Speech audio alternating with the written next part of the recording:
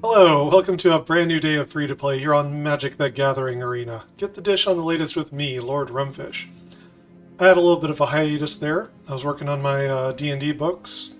If you're interested, you could check those out at DM's Guild. Look for Lord Rumfish, Mark Burton. The one I just put out is Spells from the Planeswalkers, so tie into magic there. Anyway, so it's Ixalan now, and that means it's time to update the Deckbuilding Toolbox series. As always, we start with Colorless and lands, because when you're building your Deckbuilding Toolbox, you want to fill it with as many tools as you can that can go into a wide variety of different decks. So,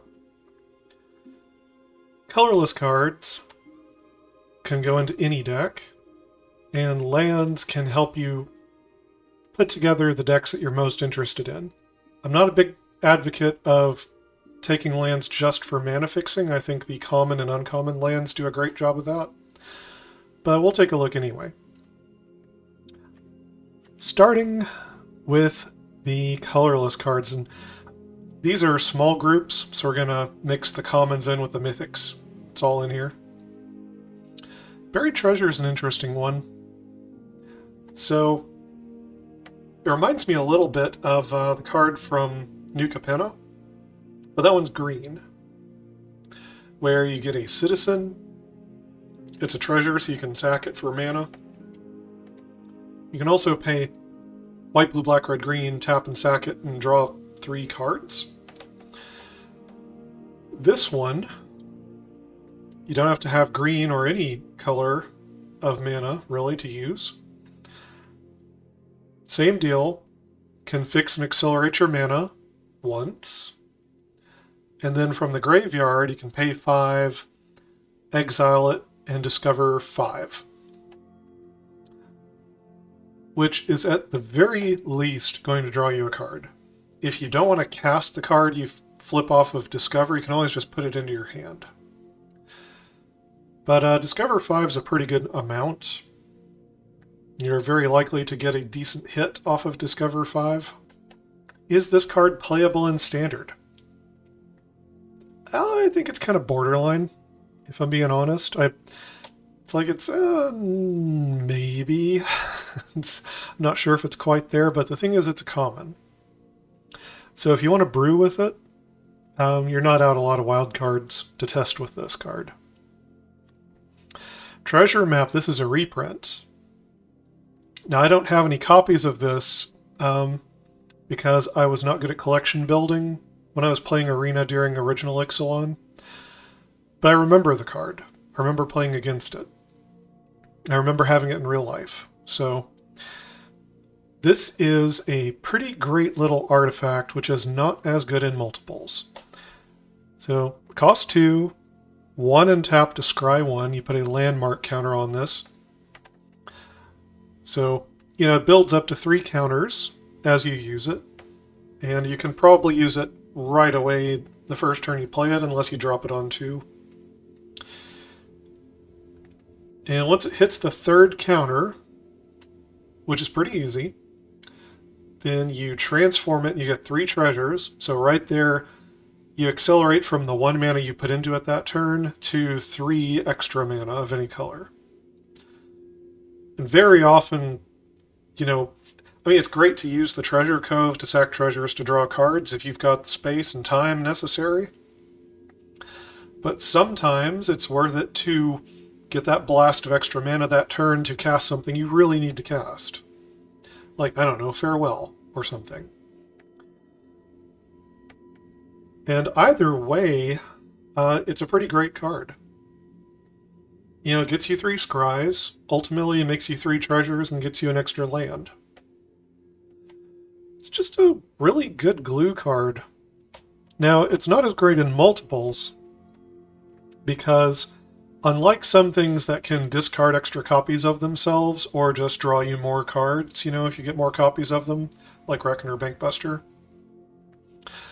extra copies of this later in the game just get you more scries until you manage to flip it.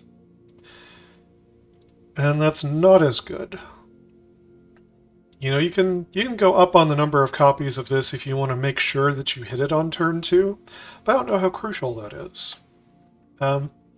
So I feel like the correct number of treasure maps might be in the 1 to 2 copies range. I'm going to err on the side of 2 copies here because I've already got 1. Cartographer's Companion, I don't know if this gets there, to be perfectly honest. It reminds me a great deal of some other cards we have in Standard that never got there. So there was a, back in Innistrad, there's a 2/2 for 3 that's an artifact creature that when it enters the battlefield makes a blood token. So that card is a 2/2 instead of a 2/1, which is relevant. There are 1/1 tokens that get spammed around in different places in Standard. You know, Phyrexian Mites get produced by lands, that kind of thing. Having an extra point of toughness does matter. Then you get the question of, is a blood token or a map token better? And, that's really a debate for the sages, I think. Map tokens you can only activate at sorcery speed. Blood tokens you can activate at instant speed. A blood token can always send a card through your hand if you want it to. Not true with the map token. The map token can put it there if it's a land. Otherwise, if you don't want it, you can put it into your graveyard without ever reaching your hand first. All of that's to say we have similar things value-wise to this that don't see play. So this probably isn't going to see play either. It's just a common though, so if you want to experiment with it, it does put 2 artifacts onto the battlefield. See what happens. Maybe there's an Explore deck that wants this more than the other blood token thing. Alright, we have Matzalantli, the Great Door. Sorry if I mispronounced that. 3 colorless. A legendary artifact. There can be only one. It's a rare. And right off the bat, you get to tap, draw a card, discard a card. So you got looting immediately, as soon as you play it. You can also pay for tap to transform this if there are 4 or more permanent types among cards in your graveyard. Now it lists all the types here for your convenience. Just about any deck that does a little bit of milling, and also you get to do the draw discard off of this, so you get to shove things in the graveyard as you go. Land is an easy one, creature is an easy one. And for most decks, artifacts and enchantments are pretty easy too. And if you really want to go out of your way, you can find some battles and planeswalkers that are on your theme. It's not too hard to fill up your graveyard. So what does all of that get you? It gets you a land named the Core. It's also legendary. Fathomless Descent, you tap, it adds X mana of any one color, or X is the number of permanent cards in your graveyard, which could be a heck of a lot of mana. A heck of a lot. Frankly, I like the card on its front face. You know, just a free loot once a turn, instant speed. Pretty easy going. 3 is a little bit more than I wanted to pay for that effect. You know, if this card was 2 mana, at least 1 copy would go into every deck in Standard, no questions asked. At 3 mana, it's a little bit more of a conundrum. But I still think 1 copy of this card is awfully good for any deck that's just a little hair slower than an aggro deck. Aggro decks are not going to want this. But mid-range, control, potentially ramp.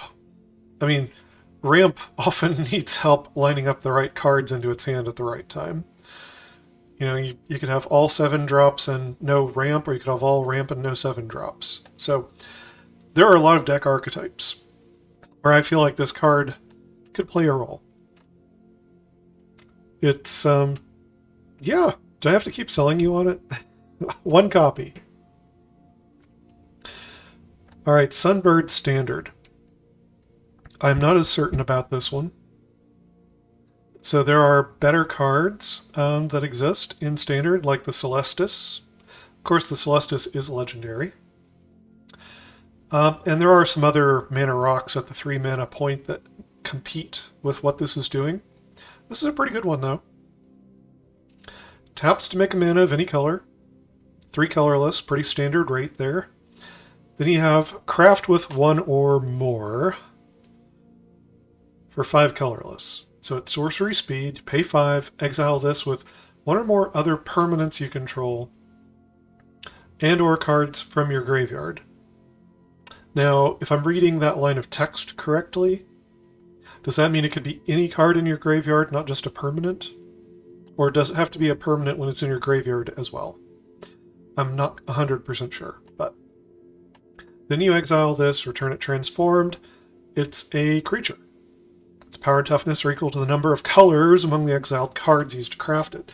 So you actually want to use multiple different cards with multiple colors. And then it becomes a very big bird construct. Flying, vigilance, and haste. So you can sink the 5 mana into this thing, and you get a hasty, vigilant attacker that turn. And on top of that, it can tap to make a color of mana for each of the colors of mana used in crafting it. So you could get a 5/5 that taps for Wooburg for 5 mana. For the upfront cost of getting a mana rock, which maybe you wanted in your deck kind of anyway. I'm not sold on it exactly. I don't think it's, 100%. But I'm interested. I'm curious. So I thought I would highlight it here as a potential build-around thing that can go into a wide variety of decks. Scampering Surveyor. So if you are not in green, every color kind of has its ways that it tries to get ahead on mana. Some are better than others. This is a 3/2 gnome for 4. You can find a basic land or a cave. So there is some potential to make a cave deck. I don't know if it'd be very competitive, but there are some useful caves even if you're not a cave deck. So that's a reason you might want this even in a green deck, is if you really want to tutor out a specific cave card. Goes right onto the battlefield tapped, and then you shuffle. Pretty straightforward. I like it.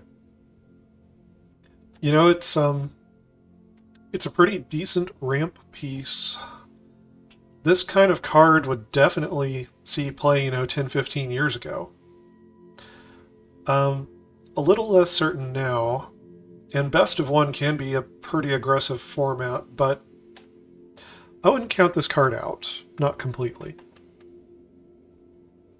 I've seen cards worse than this see play in formats before, so keep an eye on it. Alright, and then we have Kineel, the Inner Sun. Is that how you pronounce this? 6 colorless. This is a mythic rare, is legendary. So good news for those of you following here, crafting. I feel very strongly that you should play to legendary being a drawback, and respect it for being a drawback, and only putting 1 copy into your deck. How many 6-drop funky artifacts do you need in your deck anyway? So this one says spells you control can't be countered. That's neat. Probably hard to sneak this onto the field to make your stuff uncounterable, but there's a land that makes creatures uncounterable in Standard right now anyway, so this is probably not the age of the counterspell. But the more juicy part of this card is at the beginning of your end step, so the same turn that you play it, as long as it reaches your end step, you discover 5. And it does this at the end of each of your turns. I have had a chance to play with this card, and it's pretty good.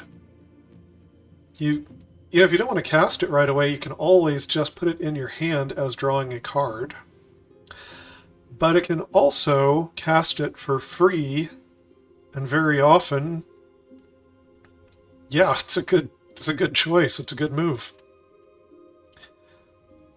I've hit, free board sweepers, free life gain, free creatures. It's very, very handy. So if you get this thing rolling, it'll kind of gradually run away with the game. The opponent might think they have other nastier things they need to deal with, but if they let this thing go, or they don't have an answer for artifacts, it's a bad time for the opponent. And I think putting one copy into a deck that can use it effectively. So again, not an aggro deck. Are any of these cards that I might use in an aggro deck? I don't think so. But yeah, again, mid-range, control, kind of a big value engine, finisher card, whatever. Ramp. Now in a ramp deck, oddly, this would hit your kind of middle range cards, so it'd probably hit like a bunch of ramp pieces and funky stuff kind of in the middle of your curve. That's still good, though. Still a pretty useful thing to ramp up to 6 for. And yeah, that brings me through Colorless. We're going to do lands here in a second. First, let me craft a few cards here. There we go. All right, next up we've got the lands. So there are a number of interesting lands in Ixalan. So I'm going to be a little cautious in my own crafting today, but I think some of these I'm going to go deeper on than just 1 or 2 copies eventually. I'll highlight those as we talk about them. So first we've got this hidden cycle. They're all lands that enter the battlefield tapped, make a 1 mana of a particular color. They'll have the cave type. And you can pay 5 and tap and sacrifice them to discover 4 as a sorcery. I would say all of these are good.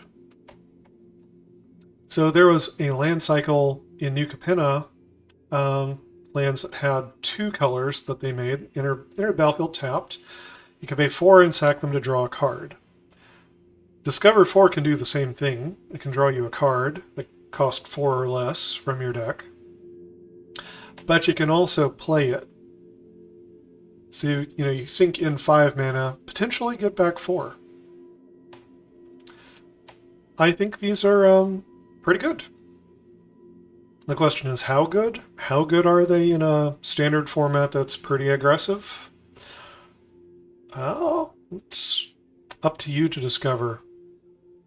I think if you have a deck that can play that kind of long game, ramp deck perhaps, green deck using Azusa's many journeys, it can get these like tap lands out quickly. Maybe you got something there.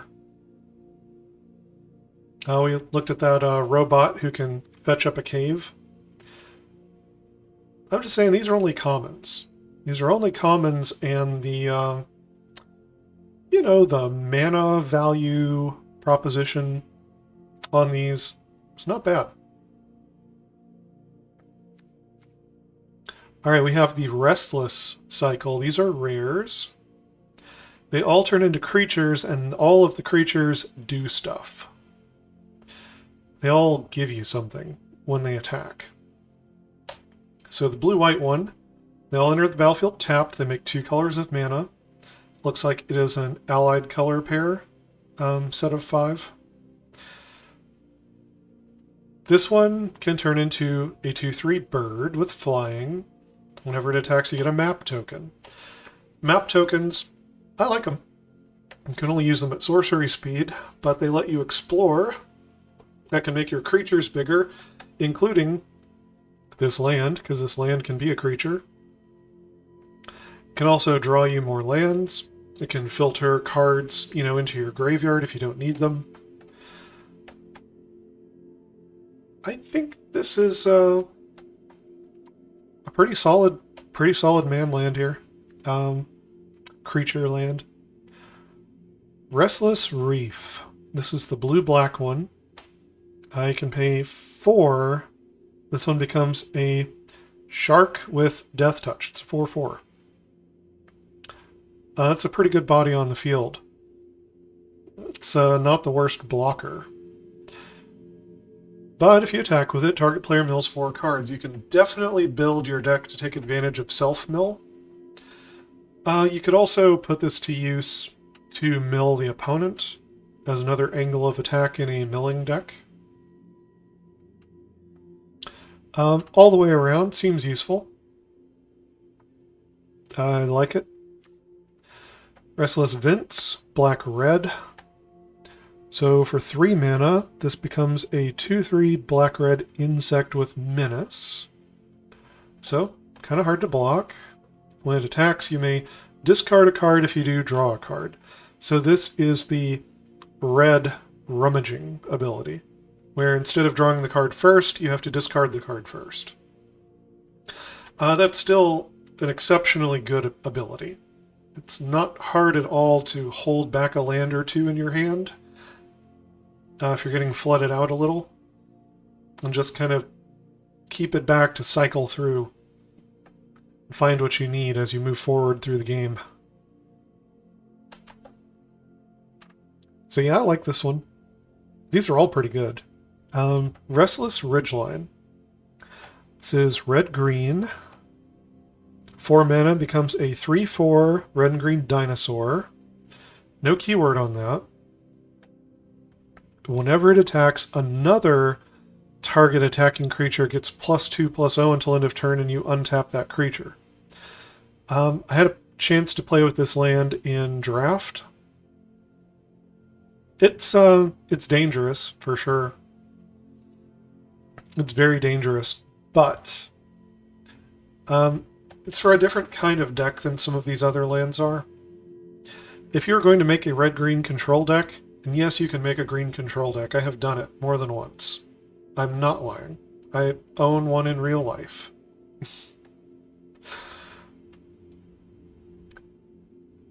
This is more of an aggressive card.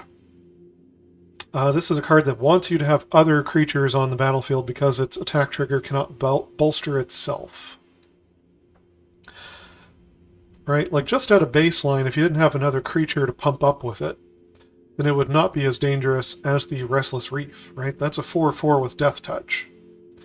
Same 4 mana activation, basically.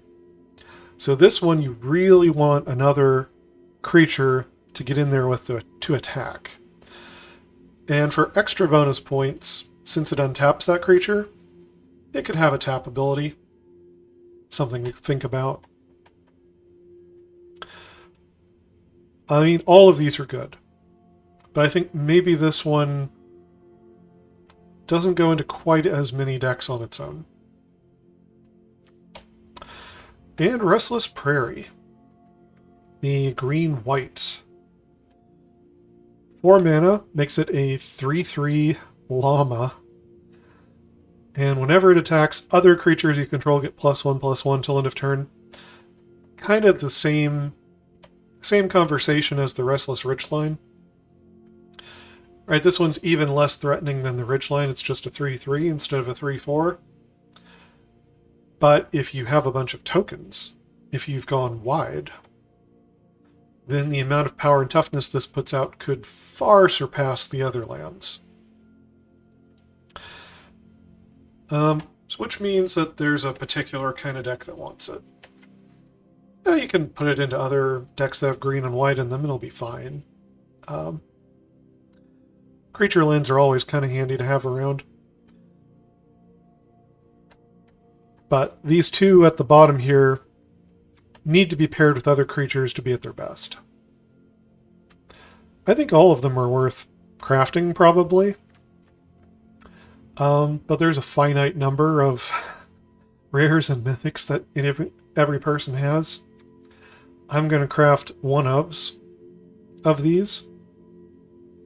So I've got at least one copy to run around in my decks. Alright, Captivating Cave. We've got a number of cards like this in Standard, where, there's a common or uncommon land, taps for colorless, you can filter mana, right? Pay 1 tap, add mana of any color. We have several lands that do this in Standard.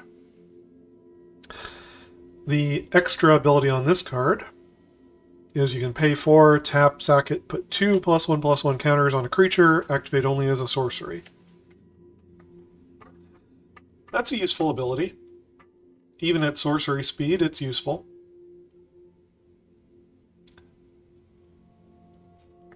The threat of this card being on the table means that anytime you have a creature and enough mana, you can threaten 2 more damage.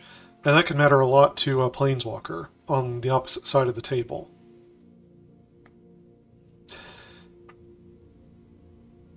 Is this card better than some of the other options that do the same mana filtering? I'm not sure if it is.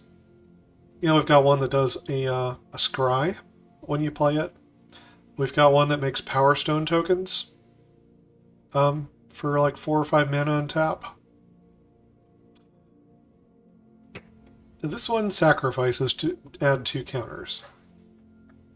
This card is fine, and if you've got, if you're new to Arena, you're just building your collection, and you end up with some copies of this, they'll serve you just fine. They'll be fine. Your monocolored decks, where you've already got like 18, 20 sources of your main color, put as many copies extra of this as you feel your mana base needs. And if you're in a multicolor deck, I feel like lands like this, having 1 copy of a land like this in a multicolor deck is okay. I'm usually happy to have a land that enters untapped, and if I need to, I don't mind paying 1 extra mana to reach the color of mana I need to cast a spell. If I need to use a removal spell, and it uses a color I don't have, and it's going to make or break the game here, I will gladly pay 3 instead of 2, or 4 instead of 3, if that's what I gotta do. I don't love doing that, and I don't think you would rely on more than 1 copy of a land in your deck to do that, because then, if you're relying on this for your color fixing, 2 copies of this, 2 extra mana is pretty backbreaking. That starts to become a pretty bad deal. So I think there's a limit to the number of kinds of cards like this you want to run in a multicolor deck. 1 copy is good, though. Just, is this the land you want for it? Cavern of Souls. Mythic Rare. When it ETBs, choose a creature type. It can make a colorless mana, or it can make a mana of any color, only to cast a creature spell of the chosen type. That spell can't be countered. At first glance, this looks like it's a narrow card for a creature type deck, like a dinosaur deck or an elf deck or something. But that's not the case, because it makes creatures of that type unable to be countered, which means in a control deck, you drop this in, you have 4 copies of some creature in your deck that's your finisher. You name that creature type, whatever it happens to be, Kraken, Dragon, whatever. And now your finisher can't be countered. Or you put this into a ramp deck. You name Elemental, and now Titan of Industry can't be countered. Stuff like that. The cost of including this into your mana base is not very high, compared to the benefit of having your creature spells not be countered, or at least your most relevant creatures not be countered. So, This card being in standard really is a game changer. As long as it's in standard, counterspells, at least that would target creatures, are, well, they're kind of on the out. You might still see people pick up some negates, things that can counter, any spell or non-creature spells. But Cavern of Souls really changes the play of how blue decks have to approach control. It's a very powerful tool, one that you should probably have at least one copy of in your arsenal.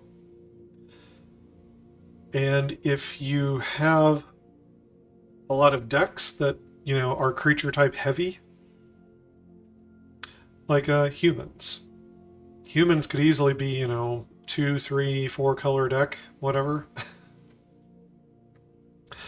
Then Cavern of Souls, is just some great glue to hold a weird, wide creature type like that together and always give you the mana you need and give you the upside of not getting countered. I think crafting one copy is, yeah, sure. More than one copy is, if you need it, if you like building those kind of decks.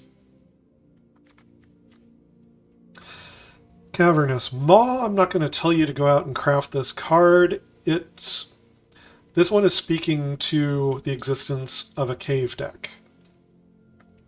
I don't know that there's going to be a cave deck. But if there is such a thing, then this is a land that comes in untapped, mixed colorless. You can pay 2 and it turns into a 3/3. That is a really good rate. That's a very solid, efficient rate for a creature land. The problem is that you need at least 3 other caves that are either in play and or in your graveyard. So it really only works in a cave deck.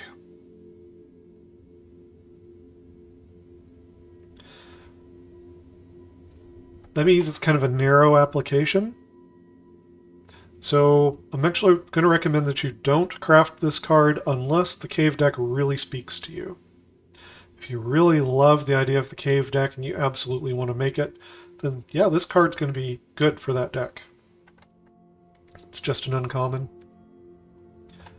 Echoing Deeps. So you may have Echoing Deeps enter the battlefield tapped as a copy of any land card in a graveyard, yours or the opponent's, except it's a cave in addition to its other types. It doesn't target either. Yeah, any land card in a graveyard. So since it doesn't target, things that, protect your graveyard may not necessarily stop this. This is a weird, niche, rare. I'd like to point out that that's a May ability. So you can just play it as a cave that comes in untapped, that taps for colorless mana. It has that option. So if what you need that turn is mana, it can do that. It can come down as an untapped land and make mana. It can also come down and copy Field of Ruin. That you already activated, sent to the graveyard. Now you play another Field of Ruin tapped. Or if you're doing a lot of milling, then it could be a lot of different interesting lands that you have in your deck. There are a number of cool lands that exist in our format that sacrifice for one reason or another to do their effect. This can always be another one of those. Or if you like something over in the opponent's graveyard, you can take that too. I think you only run this if you're being proactive. If you have kind of a lands deck, you have something neat that you're doing with those lands. making sure that you're sacrificing them or milling them, getting them into the graveyard somehow. Then you can start getting extra copies with Echoing Deeps. I don't know of a good combo exactly right now, so I feel like this card is at a very niche point because it comes in tapped when it does its thing. And I'm not going to tell you to run out and craft it, but it's interesting. Forgotten Monument. It's a cave, can make colorless, comes in untapped. Other caves you control have tap, pay 1 life, add 1 mana of any color. So if you're doing the cave deck, this is the cave that fixes all of your mana. You have to pay some life, maybe. Not if you already have some of the colors you need, of course. But yeah, this turns all of your caves into kind of like City of Brass. Again, this is a card I wouldn't run out and craft. I'm not sure if caves are going to be enough of a thing. But it's interesting, and if you do make a cave deck, this fixes your mana for you. And multiple copies of this card can give each other the ability. Pit of Offerings. Love the art on this one. It's an uncommon cave. It enters tapped. When it enters the battlefield, exile up to 3 target cards from graveyards. That right there already makes it a cool niche ability. A bit like Bojuka Bog. You know, it doesn't totally exile a graveyard like Bojuka Bog does. And this one does target. But if you want or need to, you can target from a mix of different graveyards, including your own. So, this is a land that is graveyard hate. And that is a neat tool to have in your arsenal. So I'm going to say probably crafting a couple of Pit of Offerings is a good idea. It's just a really neat ability for any deck to have access to, for its lands to hate on the graveyard. It taps for colorless. It can also tap for 1 mana of any of the exiled card's colors. You can try to control that by milling stuff into your graveyard so you have access to the colors of mana you need. Or you can just use this to hate on the opponent's graveyard if you already have the colors you need. Promising Vein. This is a bit like a Terramorphic Expanse or Evolving Wilds. But the difference is you don't have to sacrifice it. You can play it as a land and have 1 mana that turn. Right? It can come down, untapped, and tap for colorless. That's something that Evolving Wilds and Terramorphic Expanse do not do. They can never give you mana the same turn. This one can. Now, if you want to use it for searching up a basic land, then you have to pay 1. And that's the trade-off. But I think in this case, it's a very nice trade-off. The ability to come in and make mana when what you desperately need is to come in and make mana, I think makes this a superior card to Terramorphic Expanse and Evolving Wilds. I think it's just flat better for the optionality of giving you mana right away. So, I only have 2 copies lined up here, but I think, you know, if this is what you want, if you want things that are fetching up basic lands and such, you may very well want to go up to 4 copies of Promising Vein. It seems like a very useful card to me that's going to have a home somewhere. And finally, that brings us to Volatile Fault.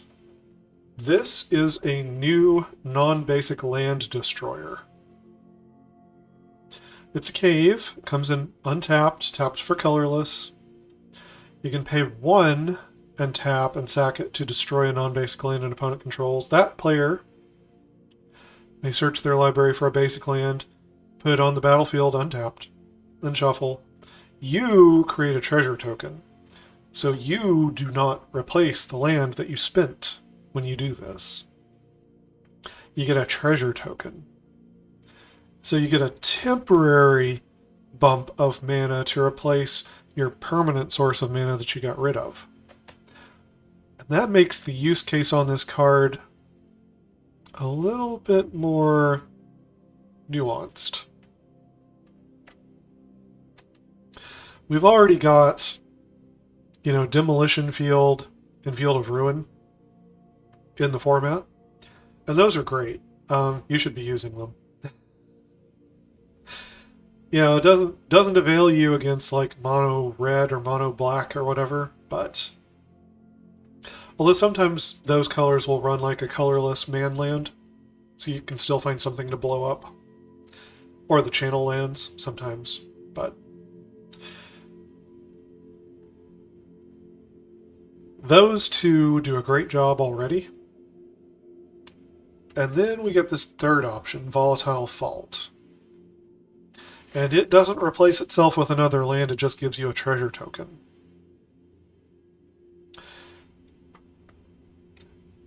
It doesn't cost as much mana to activate it in the first place, though.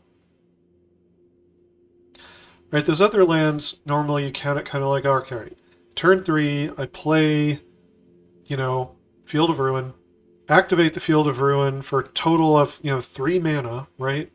2 in the tapped Field of Ruin. Blow up the opponent's land, I get 1 back.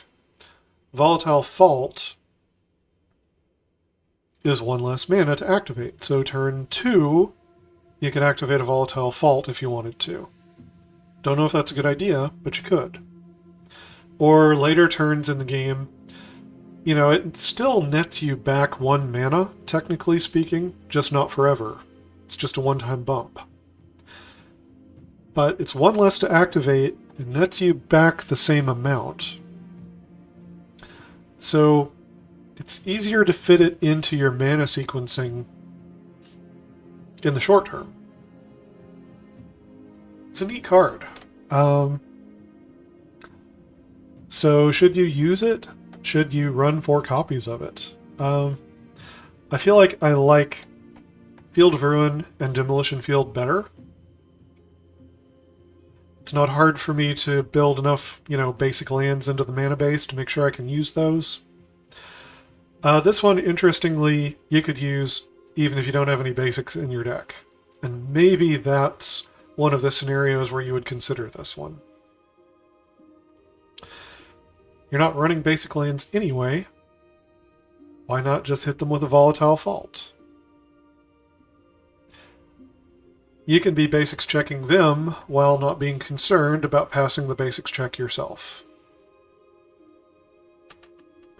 It's a little niche. The other option, of course, is you could run the full playset of all 8 copies of, Demolition Field plus Field of Ruin, and then on top of that, you say, well, no, that's not enough. I need my land destruction to go all the way. You run a playset of Volatile Fault on top of that. You could do that.